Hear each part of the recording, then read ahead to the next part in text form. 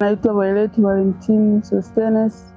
Mimi ni kidhiri, nasoma chuo cha ufundi cha watu wenye makabisho yenye ulemavu Sabasaba Singida. Kabla sijapewa vifaa, maisha yalikuwa ni magumu sana kwa sababu pale mtu anakuwa ananiongelesha siki mpaka arudia kuongea sauti mara mbili ndio nakuwa namgeukia. Sasa pale mwalimu anapotaka kuwa na kusoma maswali ili niandike, wanafunzi wanaandika, mimi siandiki. Na kwa sikii mwalimu anachokuwa anatamka ile maneno.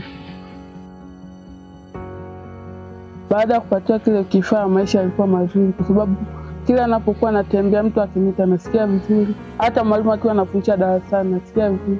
Kwa ndani kule tengeneza na terminate switch na bell socket.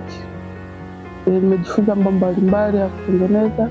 Parents nitaiambia kwamba naishukuru sana kwa kunipatia kifaa hichi kwa sababu inanisaidia katika majukumu yangu au maendeleo ya kiuchumi, ya kijamii. Vile katika kazi, katika kuelewa kwangu, katika maisha yangu.